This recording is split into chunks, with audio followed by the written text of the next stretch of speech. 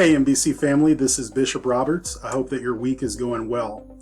We had another great Sunday service this past week, and we started a new message series that I'm really excited about. It's called Our House Church. For the next several weeks, we're going to be looking at what the church is, how we are the church, and what the church's purpose is in the world. So I'm very excited because I think that as we are in this new beginning at New Beginnings Church, as we're in this new season, it's important for us to understand what it means for us to be the church. It's deeply shaped by who Jesus has called us to be in the world. So this past week, we looked at Matthew chapter 16, verses 13 through 18. Now, this is where Jesus is having a conversation with the disciples. And he asks them, what are people saying on the streets about who I am? Who do they say I am? And the disciples say, well, Jesus, they have a number of different ideas about you. Some people think that you're a prophet, one of those people who speaks for God and tells the people what God needs to know. Some people think you're Jeremiah or Elijah, come back from the dead. Other people apparently were saying that maybe Jesus is John the Baptist come back to life. Just a few passages earlier, John the Baptist had been executed by the king. And so some of the people thought that maybe Jesus is John the Baptist reincarnated. So Jesus pushes a bit further and he says, well, you guys, my disciples, who do you all say that I am? Now, remember at this point, the disciples and Jesus had spent a lot of time together. They had journeyed together. They had done a lot of things together. They had listened to his teachings. So Jesus asked them, well, who do you all, the ones who are closest to me, say I am? And Peter makes a confession and he says, you are the Messiah. You are the Son of the living God. And Jesus responds, you are correct, Peter, and I know that you are correct because only God could reveal this truth to you. And Jesus says that upon this rock, I will build my church, and the gates of Hades will not overcome it. So there is a main point that we drew out of this passage that I want us to carry throughout the rest of this week, because it's so important when we're understanding what it means to be the church. When we say that we are the church, what we are saying is that we are the community who proclaims that Jesus Christ is the living God's Son. That's one of the most basic ways to think about what it means to be the church. The church is that group of people who, with their words and with their deeds, say that Jesus Christ is the living Son of God, the Messiah, come to save us. Now, there are 3 points that we had with that passage and that main idea that I want us to remember. The first point is that this church that proclaims that Jesus Christ is the Son of the living God, that church belongs to Jesus. The church doesn't belong to me and you, even though you and I participate in the church through our ministry, through taking our faith to the streets, to the workplace, to schools. There's ways that you and I get to participate in the church, but the church doesn't belong to us.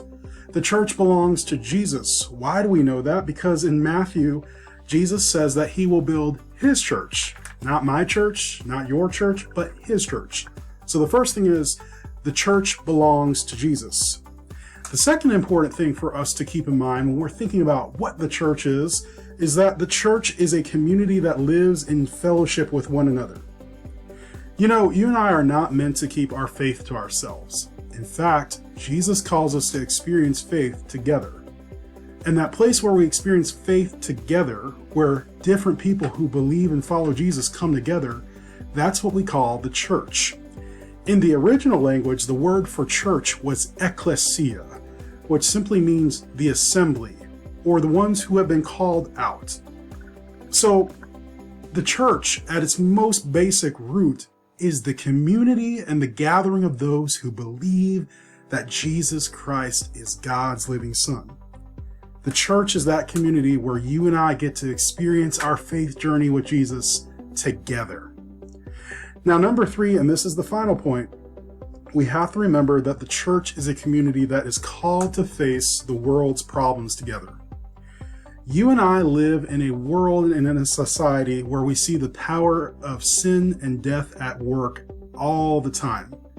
All we have to do is turn on the nightly news and we see different ways in which human society is broken because we've drifted from who God desires us to be. But here's the good news. Jesus says that the gates of Hades, the forces of sin and death, will not overpower the church because Jesus will build his church. You see, when we proclaim that Jesus Christ is the Son of the living God, we are proclaiming life in a world that is full of death.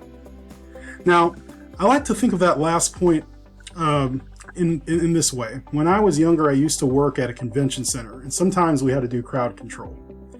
Now, one thing I learned about crowd control is that there's only so much you can do. When a crowd gets it made, when they get it in their mind that they are going to storm the gates and they're going to get inside the arena and they're going to take over, there's not much you can do to stop them.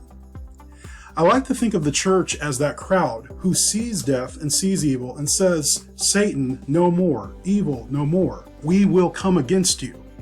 You see, when the church stands together, the gates of Hades cannot hold it back. It cannot hold it back from carrying out the good work of Jesus Christ. So next week, we're going to continue this message series, and I'd encourage you to come out, watch us online. We're going to have a wonderful time further exploring what it means to be the church, and specifically the mission that Jesus gives to the church. I want to also give a quick note here. We are going to be receiving new members into the church this Sunday. If you are interested in joining the NBC family formally as a member, you are welcome to come do so this Sunday. We're going to have a wonderful time welcoming some new families into our church. I hope that you get to be a part of it. If you're in the Bartow, Polk County area, God is up to something on 6th Avenue in Wabash and Bartow, and we want you to be a part of it. As always, we are praying for you. Please pray for us. We will see you this Sunday. Have a wonderful evening, and we'll talk to you soon.